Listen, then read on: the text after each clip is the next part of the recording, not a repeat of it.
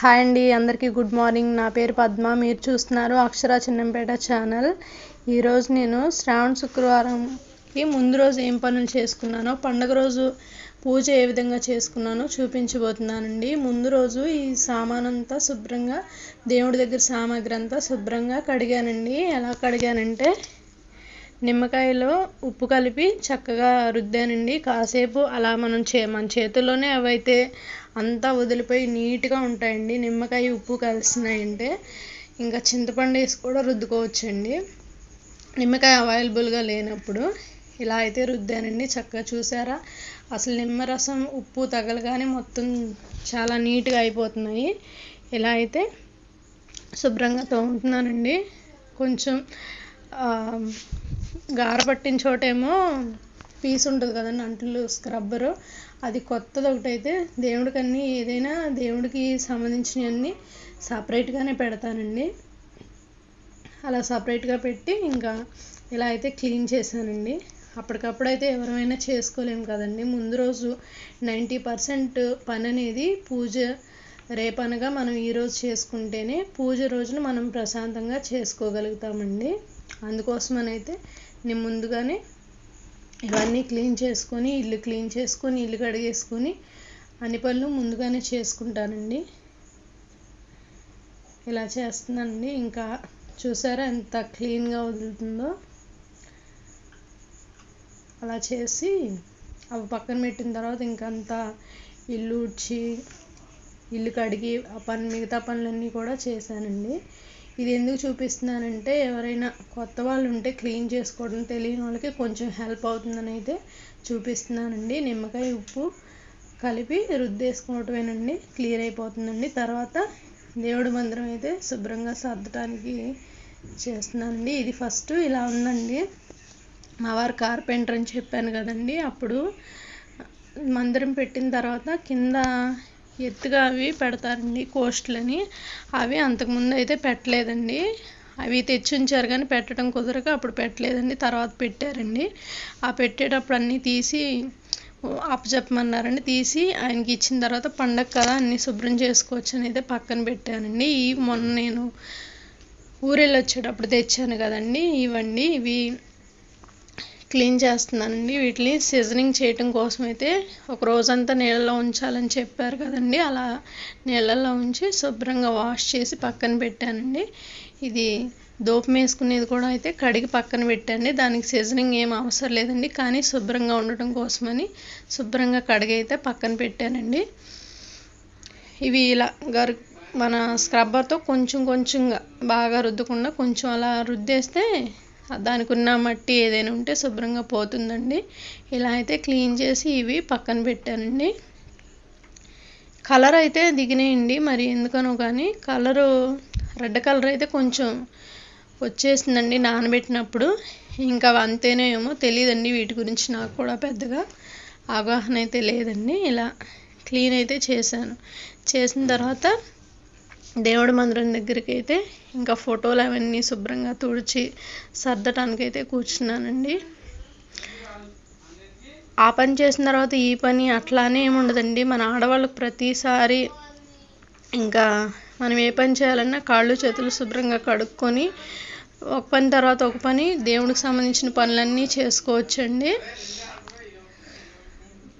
ఇలా అయితే శుభ్రంగా అన్నీ తుడిచిపెడుతున్నానండి. ఒక క్లాత్ అయితే కొత్తది పెట్టుకోవాలండి. మనం ఒక బ్లౌజ్ పీస్ కానీ ఏదైనా కొత్తది ఒకటి పెట్టుకొని దేవుడి ఫోటోలన్నీ తుడుచుకోవాలండి, ఫొటోస్ అన్నీ. ఇది యూనిఫామ్ కుట్టించిన దగ్గర క్లాత్ మిగిలితే తీసుకొచ్చానండి. చాలా కొంచెం ఎక్కువగానే మిగిలితే ఉపయోగపడుతుందని తెచ్చి జాడిచ్చి అలా పెట్టానండి. మనం ఇప్పుడు శుభ్రం చేసుకున్న తర్వాత కూడా ఆ క్లాత్ని శుభ్రంగా ఉతికేసి ఆరబెట్టి దాచుకున్నామంటే మళ్ళీ ఎప్పటికప్పుడు మనం దేవుడి ఫోటోలన్నీ శుభ్రం చేసుకోవచ్చండి. దేవుడికి సంబంధించి మనం వాడిన క్లాత్స్తో మాత్రం క్లీన్ చేయకూడదు కదండి, అందుకనే సపరేట్గా ఇలా ఏదో ఒకటి కొత్త బ్లౌజ్ పీస్ కానీ ఏదైనా పెట్టుకొని చేసుకుంటే బాగుంటుందండి. ఇది గోమాత మహత్యం బుక్ అండి. ప్రీవియస్ వీడియోలో చెప్పాను కదండి, దేవుడికి సంబంధించిన బుక్స్ అన్నీ చాలా ఉన్నాయండి. ఆ బుక్స్ వల్లే నేను చాలా జ్ఞానాన్ని అయితే సంపాదించుకున్నానండి. ముఖ్యంగా భగవద్గీత వల్ల అయితే చాలా తెలుసుకున్నానండి. ఇలా అన్ని ఫోటోలు అయితే క్లీన్ చేసి అక్కడ మందిరం కూడా శుభ్రంగా తుడిచేసి పేపర్స్ అయితే వేసానండి. పేపర్స్ వేసి ఈ ఫొటోస్ అన్నీ క్లీన్ చేస్తున్నానండి. మనం ఏదైనా ముందు రోజు ఎక్కువ కష్టపడి పని చేసామంటే నెక్స్ట్ డే మనం పూజ ప్రశాంతంగా చేసుకోవచ్చు, ఇంకా పని ఒత్తిడి అని అనిపించదండి. ఇలా అయితే క్లీన్ చేశానండి. క్లీన్ చేసి ఎలా సర్దుకున్నానో చూడండి. ఏ ఫోటోలని ఎక్కడ తెలివిగా ఎలా పెట్టానో, ఏ ఫోటో కూడా ఎలా సర్దానో చూడండి. అన్ని రకాల ఫొటోస్ చాలా ఉండిపోయినాయండి. ఇంకా మేము కొన్నవి కొన్ని అయితే ఏదైనా గుడికెళ్ళి పెద్దమ్మ తల్లి ఫోటో అండి, ఎవరన్నా గుడికెళ్ళి వచ్చినప్పుడు మాల వేసుకొని వచ్చినప్పుడు తెస్తారు కదండి బుక్స్, అవి కొనండి.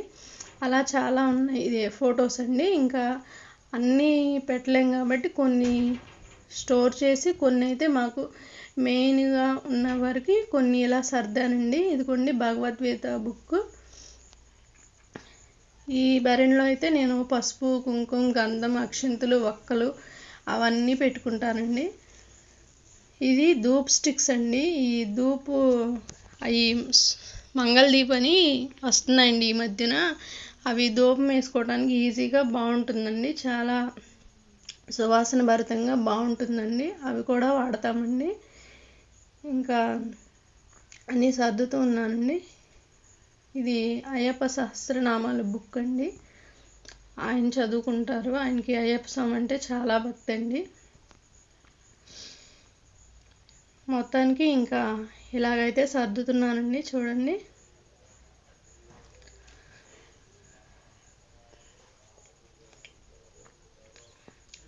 ఫోటోలు ఎలా పెట్టాలి అని చెప్పి ఫస్ట్ మనకు ఉంటుంది కదండి. ఇప్పుడు ఇది ఇలా పెడతాం, తర్వాత ఇది ఎక్కడైతే బాగుంటుంది ఎక్కడైతే బాగుంటుందని పద్దాకా ప్లేస్లు మారుస్తూ ఉన్నానండి. అయితే అన్నీ డబల్ ఫోటోలు ఉండటం వల్ల ఏం చేద్దామని ఆలోచించి శివుడి ఫోటోని వెనక పెట్టి ఇంకా చిన్నది శివుడి ఫోటో ఉంటే అది ముందు, అట్లా ప్రతి ఫోటో డబుల్ ఉన్నాయండి. సేమ్ అదే ఫోటో మళ్ళీ చిన్నది కూడా ఉంటే పెద్దవి వెనక వైపు పెట్టి కిందేమో చిన్నవి అయితే పెట్టామండి. ఇలా సర్దానండి.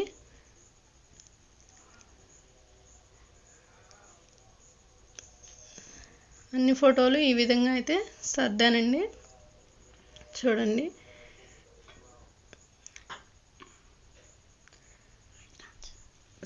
సత్యనారాయణ స్వామి ఫోటోలు కూడా మా దగ్గర అయితే చాలా ఉన్నాయండి. రంగాపురంలో సత్యనారాయణ స్వామి వ్రతం చేసుకుంటామండి. కార్తీక మాసంలో సోమవారం రోజు అక్కడ వ్రతం చాలా బాగా చేస్తారండి. అన్నవరం గుడి తర్వాత సత్యనారాయణ స్వామి గుడి బాగా ఫేమస్ అండి. అక్కడ వ్రతం చేసుకొని వచ్చేప్పుడల్లా ఒక ఫోటో అయితే కొని తెచ్చుకుంటామండి. అక్కడ వ్రతం చేసుకుంటే కూడా బాగా కలిసి వస్తుందండి. అంటే కలిసి రావటం అంటే అది లాటరీ లాగా వచ్చేదండి. మనం చేసే పని మన కష్టానికి తగిన ఫలితం రావటమే కలిసి రావటం అండి. నా దృష్టిలో అయితే మనం ఏమీ చేయకుండా, అసలు ప్రయత్నమే చేయకుండా కలిసి రావటం అని కోరుకోవటం అయితే మూర్ఖత్వమే అవుతుందండి. ఎప్పుడైనా మనం మన కష్టానికి తగిన ఫలితం వస్తే చాలని అనుకున్నప్పుడే మనం డెవలప్ అవ్వగలుగుతామండి. ఉచితంగా ఏది వచ్చినా కానీ అది మనకేమీ ఎక్కువ రోజులైతే నిలవదండి. కష్టపడగా వచ్చిన ఫలితం చాలా తీయగా చాలా బాగుంటుందండి. అలా మనం కష్టపడిన దానికి ఫలితం ఆశించడం చాలా మంచిదండి. ఎందుకంటే మనం ఎంత కష్టపడి ఒకటి సంపాదించుకుంటామో అదొక తృప్తిని ఇస్తుంది. మనం ఏమీ కష్టపడకుండా సంపాదిస్తామనుకోండి, అది తర్వాత కూడా మనల్ని అంతే కష్టాన్ని పెడుతుంది. అది మనల్ని అంతకంటే ఎక్కువ బాధకు కూడా తీసుకెళ్తుంది. అందుకోసమని మనం ఎప్పుడైనా సరే దేవుణ్ణి ఒకటే కోరుకోవాలండి. తండ్రి, నేను ఈ పని చేస్తున్నాను, నా కష్టానికి తగిన ఫలితాన్ని ఇవ్వు అని కోరుకుంటే మంచిదండి. నేను అలానే కోరుకుంటానండి. నేను ఎప్పుడు దేవుణ్ణి ఒకటే కోరుకుంటానండి. తండ్రి, నా వల్ల ఎవ్వరికి ఎటువంటి ఇబ్బంది కలగకూడదు. ఎవరి వల్ల అయినా నాకు ఏదైనా ఇబ్బంది కలిగినా ఆ ఇబ్బంది నుంచి నాకు బయటపడే ధైర్యాన్ని, మానసిక స్థితిని కలిగించమని అయితే కోరుకుంటానండి. ఎవరి వల్ల ఏదన్నా నాకు కష్టం అనిపించినా కదే అది ఎదుర్కోగలిగి తట్టుకునే ధైర్యాన్ని ఇవ్వమని కోరుకుంటాను. కానీ నాకు ఇది అది అని సొంతంగా అయితే ఎక్కువ అసలు రాదండి, కోరుకోను. పిల్లల చదువులు బాగుండాలి, వాళ్ళకి చదివింది కొంచెం గుర్తుండాలి, వాళ్ళకి మంచి విద్యాబుద్ధులు, పెద్దలను గౌరవించి మంచి విద్యాబుద్ధులు ప్రసాదించమని అయితే కోరుకుంటానండి. మనం రూపాయి పని చేసి 10 రూపాయలు ఆశించకూడదండి. మనం ఎంత అయితే కష్టపడతామో అంత మనకు వస్తే చాలండి. ఒక్కొక్కసారి అయితే కష్టానికి తగిన ఫలితం కూడా రాదండి. రానప్పుడు కూడా నిరాశపడకూడదు. అందులోనూ మనదే ఏదో లోటో లోపమో ఉందని సరిపెట్టుకోవాలండి. ఏదైనా సరిపెట్టుకోవటంలో చాలా మనశ్శాంతిగా జీవించగలుగుతామండి. మనకు ఆశలు ఇన్ని తగ్గించుకొని ఉన్న దాంట్లో తృప్తిగా బ్రతకటం అయితే చాలా అవసరం అండి. అది మనం నేర్చుకోలేకపోయామంటే మనం ఎంత సంపాదించినా మనకి ఇంకా ఏదో ఉంది ఇంకా అంత రావాలి ఇంత రావాలని ఆశలు పెరిగిపోతాయి. ఇంకా మనం ఎప్పటికీ మనశ్శాంతిగా ఉండలేమండి. ఉన్న దాంట్లో తృప్తి పడటం అనేది నేర్చుకుంటే మనం ఎప్పుడు కూడా తృప్తిగానే ఉంటామండి. నేను ఇంకో మాట చెప్పబోతున్నానండి. ఏంటంటే మనం ఎంత ఎదిగినా ఒదిగి ఉండాలండి. ఈరోజు ఉందని విర్రవీయకూడదు, లేని రోజున లేదని జాలిగా మనల్ని అందరూ చూసేలాగా మనం అసలు ఉండకూడదండి. ఇంకా కృష్ణుడిది భగవద్గీత చదువుతాను కదండి, అందులో ఒక మాట అయితే చెప్తానండి. కృష్ణుడినే కాదండి, ఎవరు ఏ దేవుణ్ణి అయితే నమ్ముతామో ఆ దేవుని గురించి మనం బాగా తెలుసుకొని నమ్మకంతో మనం పూజించుకోవాలి. దేవుణ్ణి నమ్మకంగా నమ్మిన వారంటండి అసలు దేన్ని రాయిని వజ్రాన్ని సుఖాన్ని దుఃఖాన్ని అన్నిటినీ సమానంగా తీసుకోగలుగుతారంటండి. దేవుణ్ణి మనస్ఫూర్తిగా నమ్మినప్పుడు ఆ సిద్ధాంతం అనేది మనకు అర్థమవుతుందండి. ఆ సిద్ధాంతం అర్థమైన వాళ్ళు అంటే మనుషుల్లో కంటే ఋషులు మునులు వాళ్ళు అయి ఉండొచ్చండి ఎక్కువ. అది కనుగొన్న వాళ్ళు, అది అనుభవిస్తున్న వాళ్ళు మంచు పర్వతాల్లోనూ ఉండగలరంటండి, ఎర్రటి ఎండలోనైనా ఉండగలరంట. ఈ దేవుణ్ణి బాగా నమ్మి విశ్వసించిన వాళ్ళు. అలా ఉండగలిగేంత శక్తి రావాలంటే మనం ఎక్కువ దేవునికి సంబంధించి టైం ఎక్కువ కేటాయించి బాగా భక్తి భావన అనేది, కృష్ణ భక్తి భావన అనేది మనకు వచ్చిందనుకోండి, అప్పుడు మనం బాగా కృష్ణ భక్తి భావనలో ఉన్న వాళ్ళకి రాయి వజ్రం చలి ఎండ అన్నీ కూడా ఒకేలాగా తీసుకోగలుగుతారంటండి. మనం అంత కాకపోయినా కొద్దిగైనా మనం కూడా మానవులమైనా సరే కొద్దిగైనా మనం కూడా కొన్ని అలాంటివి అలవర్చుకోవడానికైతే ప్రయత్నించాలండి. ఉన్న రోజున లేని రోజున కూడా ఒకేలాగా జీవించగలిగే ప్రయత్నం అయితే చేయాలండి. లేని రోజున బాగా నిరాశపడి ఏమీ లేదు, ఇక నాకు ఇంతే, నాకు సక్సెస్ రాదు అని బాధపడుతూ దిగులుగా కూర్చోకూడదు. ఇవాళ కాకపోతే రేపైనా వస్తుందేమో, మనం చేతనైన పని మనం చేద్దాం. మన సాయశక్తిలో మనమైతే ప్రయత్నాన్ని మానకూడదు. పద్యం ఉంటుంది కదండి, ఆరంభింపరు అని. అసలు నాకు పద్యాలు అయితే చాలా గుర్తున్నాయండి. ఈ మధ్యన అసలు మర్చిపోయాను. చాలా పద్యాలు, మంచి మంచి పద్యాలు, అవి గుర్తు లేకపోయినా వాటిలో ఉన్న గొప్పతనాన్ని భావాన్ని అయితే నేను ఎప్పటికీ మర్చిపోలేదండి. 3 రకాలైన మనుషులు ఉంటారు కదండి. ఒక పనిని మొదలుపెట్టి చివరి వరకు ఎంత కష్టం వచ్చినా కానీ ముందుకు వెళ్ళేలాగా ఒక స్వభావం. ఇంకొకరేమో మొదలు పెడతాం, చాలా బాగా మొదలు పెడతారు, మధ్యలో ఇంకా సక్సెస్ అవ్వదేమో అని వదిలేస్తారు. ఇంకొకళ్ళు అయితే అసలు మొదలు పెట్టడానికి కూడా ప్రయత్నించరండి. మనం మాత్రం మొదలుపెట్టి ఆపకుండా మన విజయం వచ్చే వరకు కూడా ఎన్ని కష్టాలనైనా ఒడిదుడుకులనైనా అవమానాలనైనా అన్నిటినీ తట్టుకొని నిలబడి మనమైతే ముందుకు వెళ్ళి మన సక్సెస్ని అందరికీ తెలియజేయాలి. మనల్ని అవమానించి హేళన చేసిన వాళ్ళే బాగా చేసావు, నీ ప్రయత్నం నీకు విజయాన్ని తెచ్చిపెట్టింది అనేలాగా మనం గుర్తింపబడిన రోజున అసలు అంతకంటే సంతోషం ఏమీ ఉండదండి. సక్సెస్ని మించిన సంతోషం అయితే ఏది ఉండదండి. వినయం విజయానికి నాంది అంటారు కదండి. ఏదైనా మనం వినయంగా ప్రయత్నించి ఆ వినయంలో నుంచే మన విజయాన్ని అయితే సంపాదించుకోవాలని నా ఆలోచన అండి. ఇట్లా పసుపు రాసి ఓం అని స్వస్తిక్ అని రాస్తున్నానండి దేవుడి మందిరం ముందు. ఏదైనా ఓర్పు అనేది మనిషికి చాలా అవసరం అండి. మనం ఎంత ఓర్పుతో అయితే ముందుకు వెళ్తామో ఆ ఓర్పు మనల్ని మంచి విజయం వైపు అయితే నడిపిస్తుందండి. మధ్యలో ఎన్ని ఆటంకాలు వచ్చినా కానీ మనం ఏదైనా చేయాలనుకున్నప్పుడు అది సాధ్యమైనంత వరకు మనం అన్నిటినీ తట్టుకొని నిలబడగలగాలండి. నిలబడలేదంటే మనం ఎప్పటికీ ఇలానే ఉండిపోయి సక్సెస్ అనేది అవ్వమండి. ఎవరిదైనా సరే మీరు గొప్ప వాళ్ళది ఏదైనా చరిత్ర మామూలుగా వాళ్ళ బయోపిక్ కానీ ఏదైనా చూసారంటే వాళ్ళు ప్రతి ఒక్కళ్ళకి కూడా వడ్డించిన విస్తరలాగా అయితే ఎవరి జీవితాలు లేవు కదండి. వాళ్ళు ఎన్నో కష్టాలు పడి తినటానికి లేని వాళ్ళు ఉన్నారు, కాళ్ళకి చెప్పులు లేక ఇబ్బందులు పడిన వాళ్ళు ఉన్నారు, చెప్పులు తల్లిదండ్రులు కొనివ్వలేక అలాగే నడిచెళ్ళి చదువుకొని గొప్పవారైన వాళ్ళు చాలామంది ఉన్నారండి. అలా అందులో నుంచి ఈ లేనితనంలో నుంచి వచ్చిన పట్టుదలతో గొప్పవాళ్ళైన వాళ్ళు చాలామంది ఉన్నారండి. అన్నీ ఉన్న వాళ్ళకి గొప్పతనంతో పనే ఉందండి. పెద్దలు సంపాదించిన దాంతో చక్కగా తింటూ గడుపుతారండి. వాళ్ళ అదృష్టం అండి అది. వాళ్ళని మనం తప్పుగా అనుకునేది ఏం లేదు. వాళ్ళ పెద్దలు చేసుకున్న పూర్వజన్మ సుకృతంతో పిల్లలకి అన్నీ అందివ్వగలిగారండి. అందరికీ అలాగైతే సాధ్యం కాదు కదండి. ఇదిగోండి కలాప్ జల్లి ముగ్గులైతే ఈ విధంగా వేశానండి. ఇలా మెట్లయితే శుభ్రంగా కడిగి ముగ్గులు వేసి ఇంకా ఇలా అయితే రాస్తున్నానండి. నాకు ఇలా రాయటంలో మంచిగా అనిపిస్తుందండి. ఎందుకంటే మనం ఇంటి వాకిలి ఇవన్నీ శుభ్రంగా ఉంటే ఎవరైనా మన ఇంటికి వచ్చినప్పుడైనా సరే వాళ్ళు కూడా గబుక్కుని ఇంట్లోకి వచ్చేయకుండా ఇల్లు ఇంత నీట్గా శుభ్రం చేసుకున్నారు కదా, కాళ్ళు కడుక్కోకుండా ఇంట్లోకి వెళ్ళకూడదని చెప్పి ఎక్కువ మా వాళ్ళు ఎవరైనా మేము కానీ ఇంట్లో పిల్లలు కానీ ఆయన కానీ ఎవరైనా బయటికి వెళ్ళి వచ్చేటప్పుడు కాళ్ళు శుభ్రంగా కడుక్కొని కాళ్ళు చేతులు కడుక్కొని ఇంట్లోకి వస్తారండి. వచ్చిన వాళ్ళకు కూడా అలాగే రావాలని అయితే అనిపిస్తుందండి. మన ఇల్లు వాకిలి చుట్టుపక్కలంతా శుభ్రంగా ఉంటే మనకి సంతోషమే కదండి. శుభ్రంగానే చేసుకుంటున్నారు అనుకుంటారండి.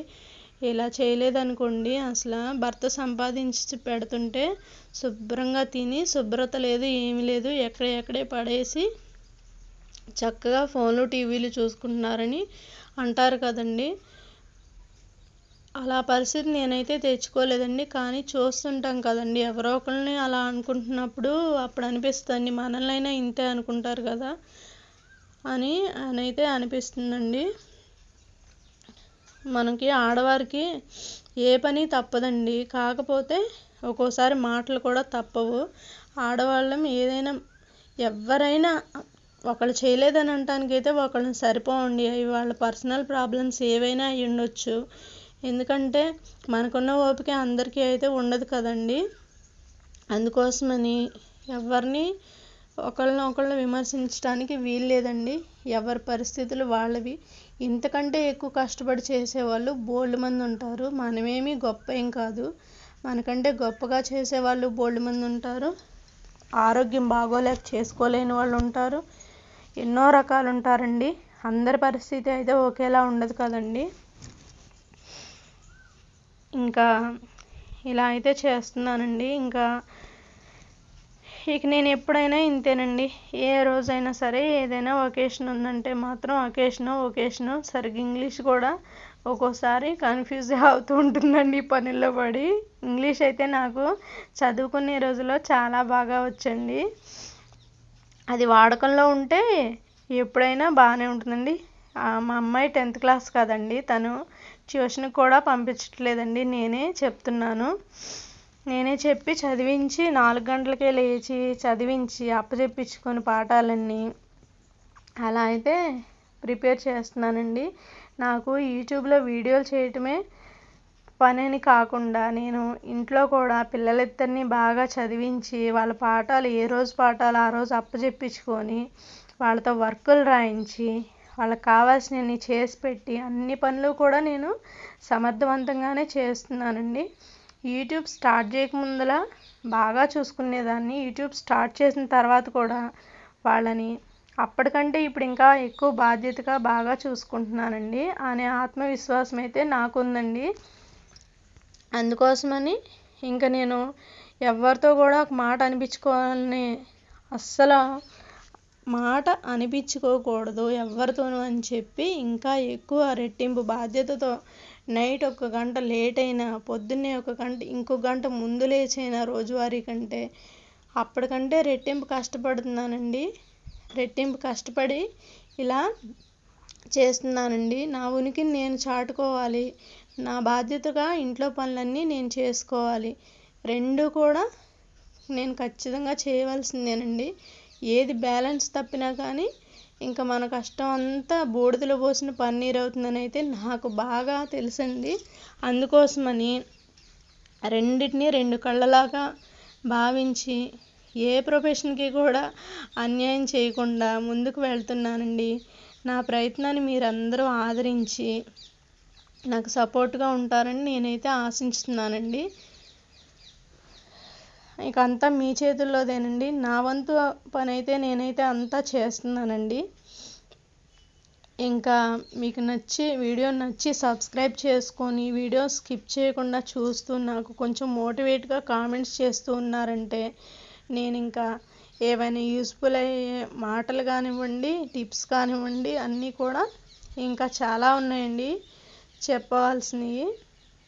ఇంకా చెప్పాలా వద్దా అనేది కూడా మీ చేతుల్లోనే ఉందండి.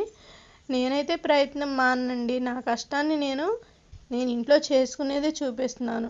నేను యూట్యూబ్ కోసం అయితే డబ్బులు ఖర్చు పెట్టేసి అటెళ్ళి ఇటెళ్ళి ఏదో వింతలు వెరైటీలు చేయాలని అయితే అనుకోవట్లేదండి. ఒక మధ్యతరగతి ఇల్లాలిగా తన బాధ్యతలు ఏంటి, బాధ్యతల్ని ఎలా సక్రమంగా చేసుకుంటుంది, మనం టైంని ఎలా ఆదా చేయవచ్చు, ఏ వంటని ఎంత ఈజీగా చేయవచ్చు, ముగ్గులు ఏ విధంగా వేసుకోవచ్చు, పిల్లల్ని ఏ విధంగా వాళ్ళలో ఉన్న తెలివితేటలను బయటికి తీసుకొచ్చి ఏదైనా చేయొచ్చు అని అన్ని రకాలుగా కూడా నేను చూపిస్తున్నానండి. నేను ఇంకా వెరైటీగా అంటే వెరైటీగా చేసేది ఏముంటుందండి వీడియోస్లో. ఇంకా ఇదే నా పాటికి నాకు ఇది చాలా ఎక్కువ. వెరైటీగా వింతగా విచిత్రంగా కావాలంటే నేను చేయలేనండి. నేను 4 గోడల మధ్య ఉండి హౌస్ వైఫ్గా నా ఇంటి బాధ్యతలేమో నేను చేసుకునేటప్పుడు ఇంకా వెరైటీగా చేయట్లేదని కొందరైతే అంటున్నారంటండి. అందరూ కాదు, నా సబ్స్క్రైబర్స్ అయితే అసలే కాకపోవచ్చు. వాళ్ళకైతే నేను చెప్తున్నానండి, వింతలు విచిత్రాలు విడ్డూరాలు చేయడానికైతే నేను ఛానల్ మెయింటైన్ చేయట్లేదండి. నా వంతుగా సమాజానికి ఒక స్త్రీగా, ఒక ఇంటి ఇల్లాలిగా, ఒక భార్యగా, పిల్లలకి తల్లిగా, తల్లిదండ్రులు కూతురుగా, అత్తమామలకు కోడలుగా అలా ఆ విధంగా నేనేం చేస్తున్నాను, నా ఇదనేది ఏంటి, నా వ్యక్తిత్వం ఏంటి, అది మాత్రమే నేను చాటి చెప్పాలని అయితే నేను చేస్తున్నానండి. ఇది ఎప్పటికైనా నేను యూట్యూబ్లో సక్సెస్ అవుతానని నాకు గట్టి నమ్మకం అయితే ఉందండి. ఎందుకంటే నేను ఎవరిది ఏది కాపీ చేసి నేనేమీ చేయట్లేదండి. నా సొంతగా నా మాటని, నా పనిని, నా ఇంటిని, నా టాలెంట్ని మాత్రమే చూపిస్తున్నానండి. అందుకోసమని నాకు ఇదైతే సక్సెస్ వస్తుందని నా గట్టి నమ్మకం అండి. నన్ను నిరాశపరచడానికి ఇలా నాకు ఎక్కువ లైకులు రావట్లేదని, నేను అసలు చేయటం వేస్ట్ అని, అసలు ఎందుకు చేస్తున్నది, అసలు చేయటం అవసరమా అని కూడా కొంతమంది అయితే మాట్లాడుతున్నారండి. ఆ మాట్లాడే వాళ్ళందరికీ కూడా నేను చెప్పేది ఒకటే, నా వీడియోలు వంకలు పెట్టడానికే చూస్తున్నారా? వంకలు పెట్టి తప్పులు పట్టడానికైతే చూడమాకండి అమ్మా. ఎందుకు చూడటం? చూసి మీ విలువైన సమయాన్ని నా కోసం ఎందుకు వృధా చేసుకుంటారు? బాగా లైక్లు ఉండేవి, మరి మీ మనసుకి ఏం నచ్చుతాయో నాకేం తెలుస్తాయండి. మీకు నచ్చేయి, బాగా లైక్లు వచ్చేయి, మీకు వెరైటీగా వింతగా ఏం కావాలో అవి చాలామంది చేస్తున్నారు కదా. మీకు నచ్చింది మీరు చూసుకోండి. నా వీడియోలు నచ్చి, నా స్వభావం నచ్చిన సబ్స్క్రైబర్స్ నాకున్నారు. వాళ్ళందరూ నన్ను ఆదరించబట్టే నేను ఈ 2 నెలల బట్టి కూడా చేయగలుగుతున్నాను. నేను చేసింది ఏది కూడా అంత చూడకుండా, అంత లైకులు లేకుండా అయితే ఏ వీడియోనూ లేదు. మొత్తం మీరు చూసుకున్నా తెలుస్తుంది. లేదంటే మీరు చేసి బాగా లైకులు తెచ్చుకొని బాగా డెవలప్ అయ్యి చూపించండి. అప్పుడు ఏదైనా నాకు ఉపయోగపడితే నేను చూసి మీరు బాగా చేస్తున్నారని, మీకు బాగా లైకులు వస్తున్నాయని కామెంట్ చేస్తాను. ఓకేనా? నచ్చినప్పుడు ఎందుకండి చూసి మీ విలువైన సమయాన్ని వృధా చేసుకోవటం. నేనెంత, నా వీడియోలు ఎంత, చూసేవాళ్ళు ఇంకా చాలామంది ఉన్నారు. నా వీడియోలు చూసి చాలా బాగా చేస్తున్నావు చెల్లెమ్మ అని, అక్క అని, సిస్టర్ అని చాలామంది కామెంట్స్ పెడుతున్నారు. అవి కూడా మీరు చూడొచ్చు. వాళ్ళ కోసం నేను చేయాలి కదా, మీ ఒక్కళ్ళ కోసం నేను మానేయకూడదు కదా. అందుకోసమని నా ప్రయత్నం అయితే నేను మానకుండానే చేస్తాను. మీరు నచ్చకపోతే చక్కగా స్కిప్ చేసేయండి, మానేయండి, అన్సబ్స్క్రైబ్ చేసుకోండి.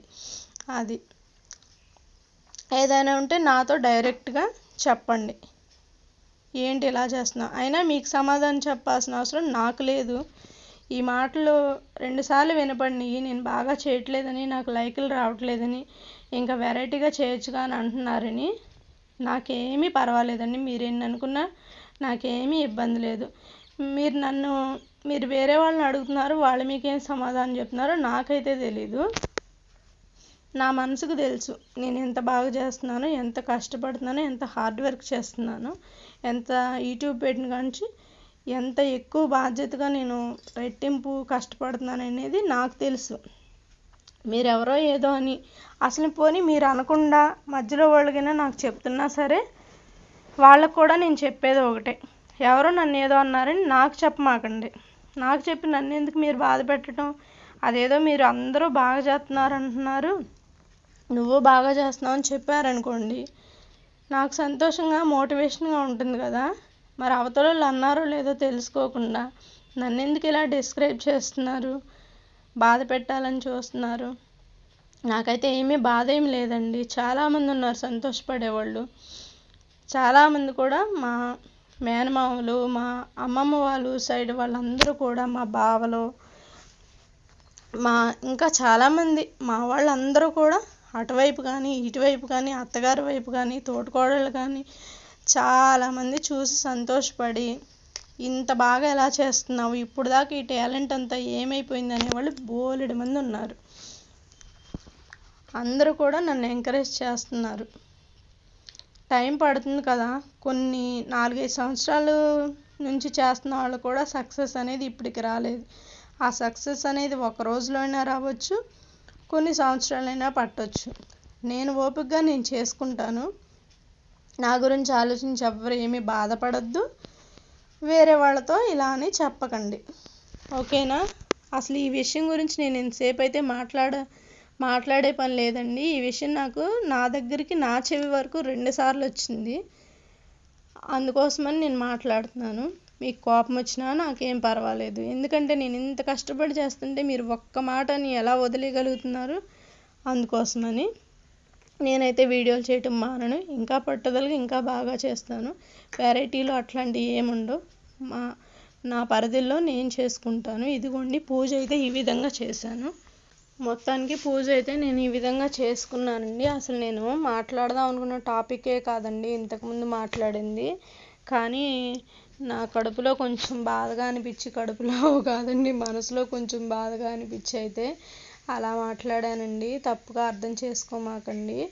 నన్ను ఎవరైతే అలా అనుకుంటున్నారో వాళ్ళకి మాత్రమే నేను చెప్తున్నానని. నా పుట్టింటి వాళ్ళకి లేని ఇబ్బంది, అత్తింటి వాళ్ళకి లేని ఇబ్బంది, ఇంకా మా చుట్టాల్లో చాలామందికి లేని ఇబ్బంది వాళ్ళకి ఎందుకో నాకు అస్సలు అర్థం కావట్లేదండి.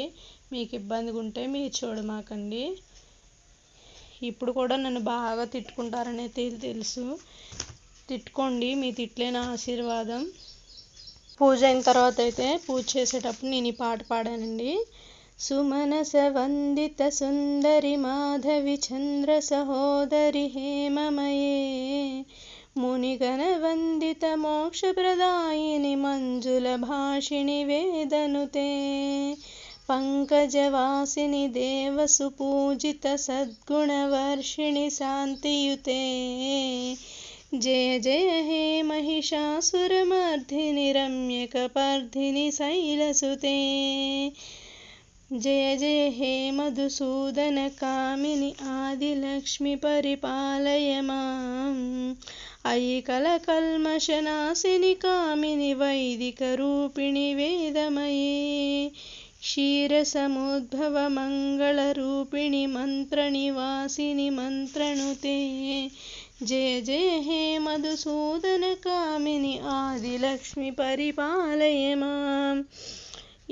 ఈ రకంగా అయితే నేను ఇంకా మంగళహారతులని అట్లా చాలా అయితే పాడుకుంటూ చేశానండి. ఇదిగోండి నేను ఆ దూపంది కొన్నాను కదండి, దూపం దాంట్లో అయితే దూపం వేస్తున్నానండి. బొగ్గులు వర్షానికి చెమ్మగా ఉన్నాయండి, అందుకోసమని బాగా అయితే పొగ రావట్లేదండి. అంతకుముందు కూడా దూపంది పెట్టానండి, చిన్నది చూపించాను కదండి, దూపం బిళ్ళ లాంటిది, ఇది ఏదో అంటారు, అది చూపించాను కదండి, అదైతే వెలిగించాను. ఇదైతే ఇంకా బాగుంటుందని వెలిగిద్దామని ప్రయత్నిస్తే బొగ్గులు కొంచెం చెమ్మగా ఉండైతే కొంచెంగానే వచ్చిందండి దూపం అయితే. అదండి ఈరోజు మన వీడియో గాన బాగా నచ్చినట్లయితే మీకు వీడియో నచ్చినట్లయితే సబ్స్క్రైబ్ చేసుకోండి, లైక్ చేయండి, కామెంట్ చేయండి, సపోర్ట్ చేయండి. అదండి ఇవాళ వీడియో. నచ్చినట్లయితే తప్పకుండా లైక్ చేయండి, సబ్స్క్రైబ్ చేసుకోండి, కామెంట్ చేయండి. మీ సపోర్ట్ ఉంటేనే నేను ఏదైనా చేయగలనండి. నేను ఎంత చేసినా సపోర్ట్ లేకపోతే ఇంకా వృధా కదండి. మీ అభిమానాన్ని నాపై